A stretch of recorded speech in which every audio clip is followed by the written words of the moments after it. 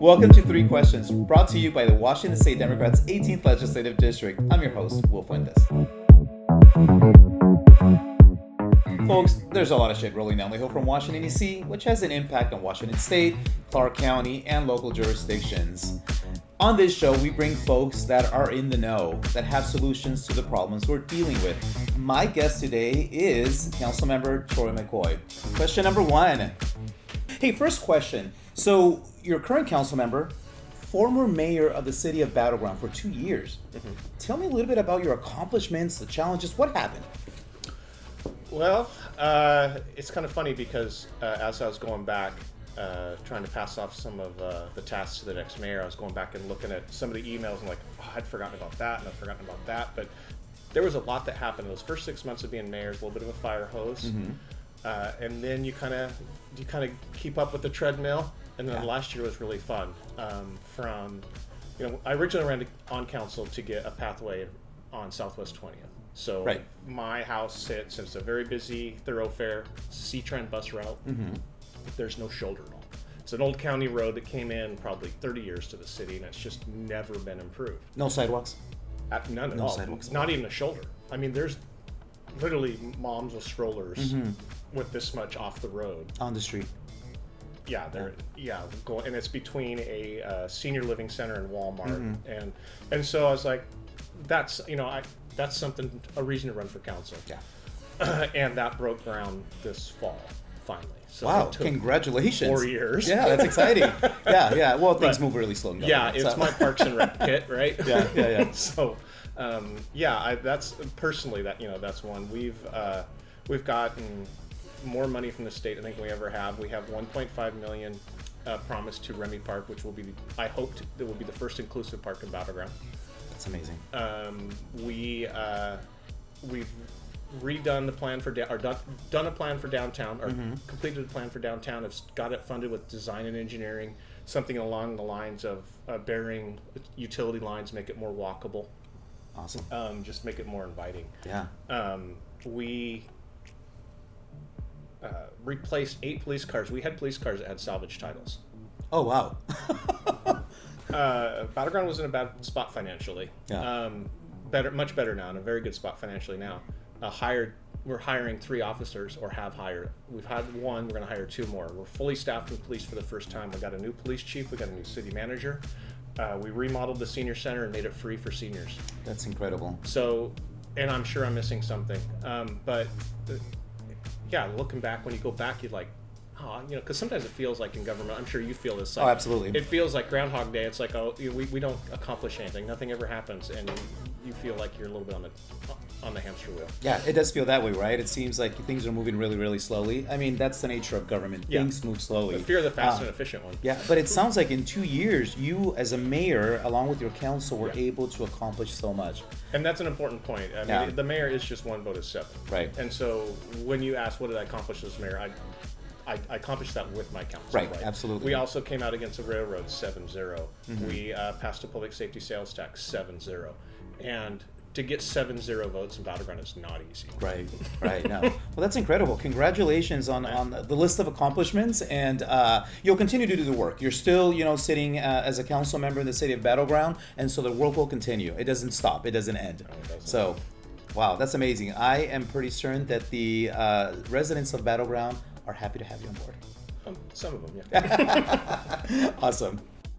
Question number 2. Councilmember Troy McCoy. I like saying your name. It just it flows so nicely. Troy McCoy. So Battleground is growing. It's growing at a fast pace. It's set to grow significantly over the next 20 years. Yeah. How are city officials managing growth? Well, I don't know if you know anybody in county council. Through the grapevine. Yeah. The Growth Management Act, GMA, is the entire plan. It's difficult because everybody wants growth to stop as soon as they move in. Right. Why can't it be like it was when I moved in? It's like, well, do you go to the new Fred Meyer? I mean, do you go to the new Dutch Bros? So there's growing pains, and I'm not trying to diminish that growth has an effect on all of us, but we are, by state law, required to manage for growth. Right. We have to. So what public officials can do is try to manage it responsibly. or everybody, and we're also mandated by the state to manage growth for all income levels now. Right. So in Battleground, what we're looking at right now is changing our urban growth boundary, and what that means is the city can annex up to the urban growth boundary, as you well know, and you can't annex outside of that. So as you change that urban growth boundary, it allows your city to possibly expand. So a lot of cities will go out and say, we need that field for houses. What Battleground's going out in this round is saying, we have enough houses, we have enough land for houses, we need jobs. Right. We've always been a job poor city. We've always been a suburban commuter town. Some of that's changing, and council's goal is to have people be able to live, work, and play in Battleground. Right. And right now, a lot of them can't work in Battleground. So we're taking actually some residential out of our plan and adding in land, hopefully for jobs. And you know, and that seems pretty small, but when you look at the city from a whole, from the 32,000 foot level, having jobs and having employers in your city takes the tax burden off our citizens, off our single family houses, makes it more affordable because those businesses carry a heavier load. Right. I'm sure you've heard Battleground's running a school levy. Right. Well, when we run a levy in Battleground, a lot of that tax burden hits our single family residents more so than it does, say, a city with a port like Ridgefield, Camas, Washougal, Vancouver. We don't have a port. So when people, Battleground gets a bad rap for, they just hate taxes up there. It's like, well, the millage rate is low, but because we don't spread it out with our employers as much, in some ways it can hit Battleground harder. So I think as a former school board member, it was really important to me to put the school in a place of success, and how I can do that as a city councilor is to bring a tax base that allows them to be successful. Hopefully pass a levy. Yeah, no, that's fantastic. We'll talk about the levy in just a moment, but you mentioned giving up some housing, the land that's been set aside for housing, and we'll be annexing some land that will be set up for employment. Where is that located? Dollars Corner. Corner. So Meadow Glade right now is in our urban growth boundary. Both the citizens of Meadow Glade and the officials of Battleground that should just stay county. It's 1 acre lots. Okay. It's an old sewer system. It would be any developer is going to walk away from that. It's just too expensive. Whereas Dollar Corner going out 502 towards I-5, go all the way a little bit past 72nd. Right now we stop at 92nd. So the thought is to go to 72nd on the north side of 502. And most of that would be slated for jobs. Yeah. Any idea what type of employment, what type of jobs the city's looking at attracting? I mean, that's the thing, right? You set the zoning, right? And whoever comes. Right. We have talked about and have put in a minimum jobs per acre. Okay. So, one of the things you don't want a prime piece of commercial to be storage units, for example. That's one job, maybe the person. So we have put in some minimum, some barrier or some guardrails there to hopefully encourage that job growth.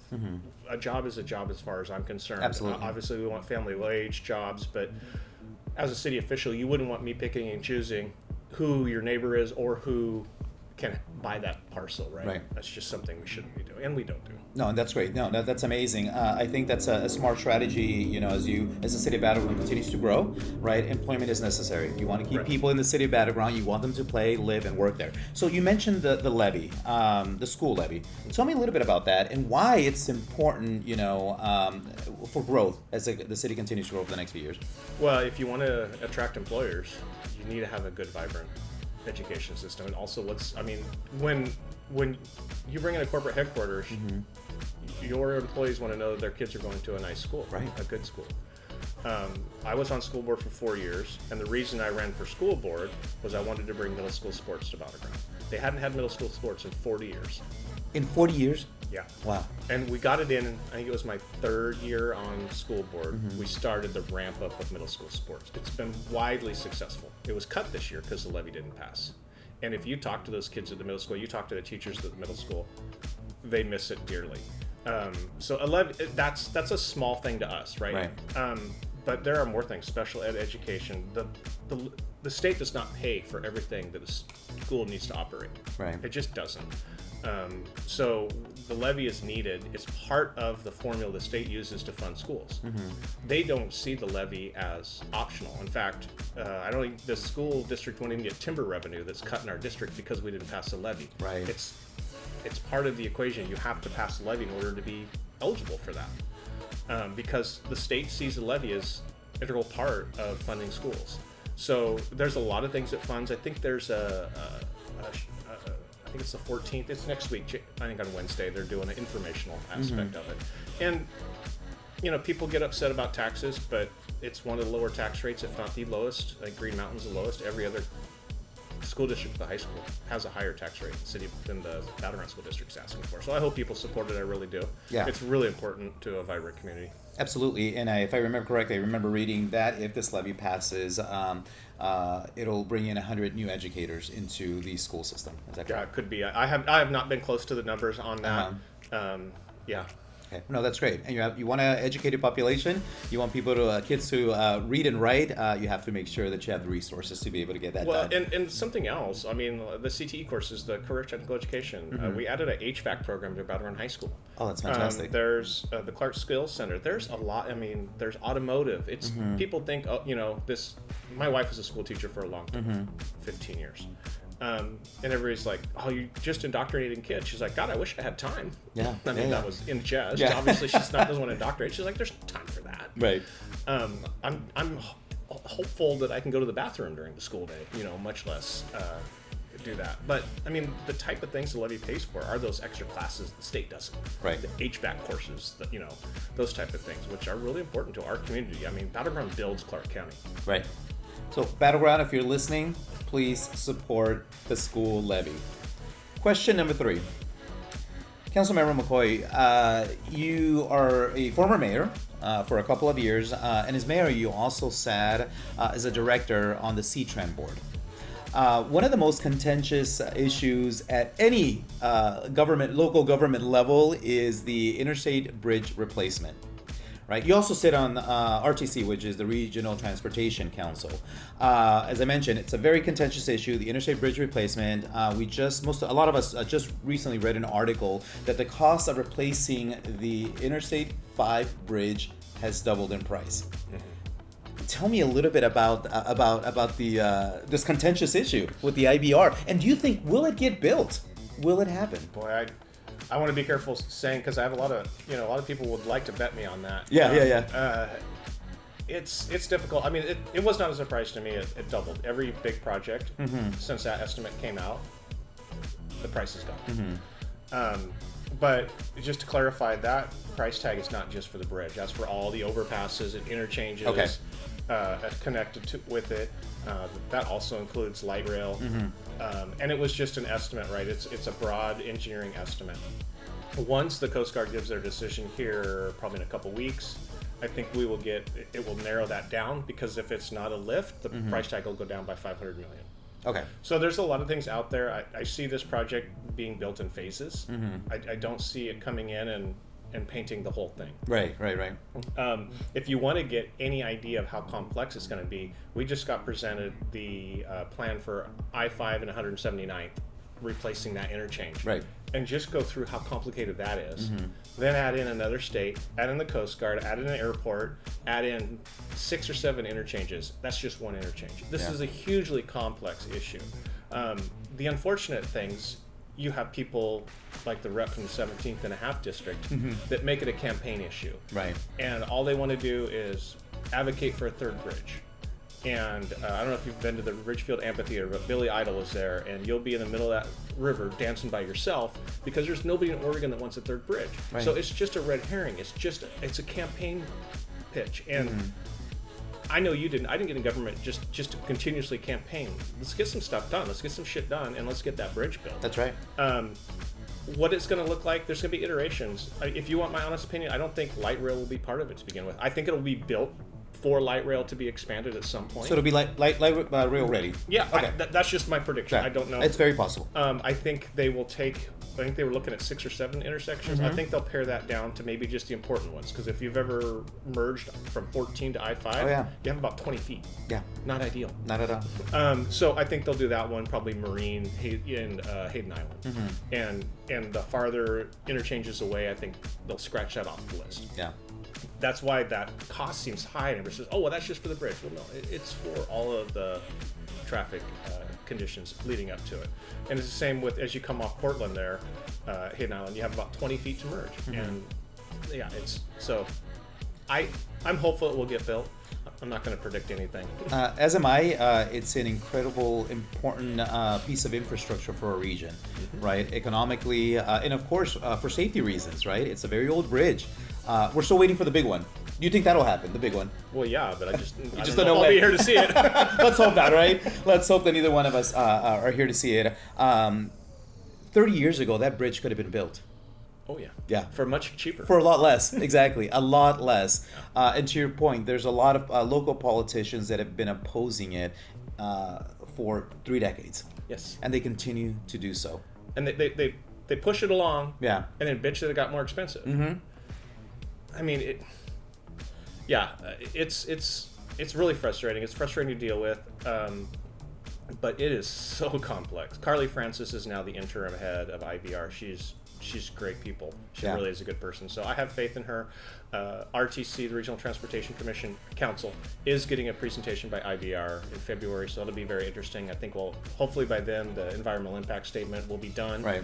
They're waiting for the Coast Guard, get the environmental impact statement, and then after that it's record of decision. Yeah. And off we go. We've already committed well over $2 billion to the bridge. $2.1 billion, yeah. So, and that all comes through RTC. Because it's federal money, RTC then doles it out. Okay. We're basically like a pass through, like CDBG, CDBG, Community Development Block Grants, yes. Kind of the same thing. So, so we will see that. I'm hopeful. We need to do something. You know, people have said to me, "Oh, we can fix that bridge. We can band-aid that for a while."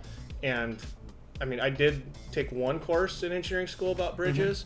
But you don't have to be an engineer to look at some of those supports and the ones that are torqued and rusted and go, if I'm crossing that bridge, I'm going fast if I can, right? Yeah. It's not going to last a small one. Right.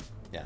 Yeah. In addition to being an economically viable project for the region and of course safety concerns, it'll bring in tons of jobs, 10,000 jobs if I remember correctly. A lot of jobs. It'll be a lot of jobs and well-paying jobs as well. In fact, right?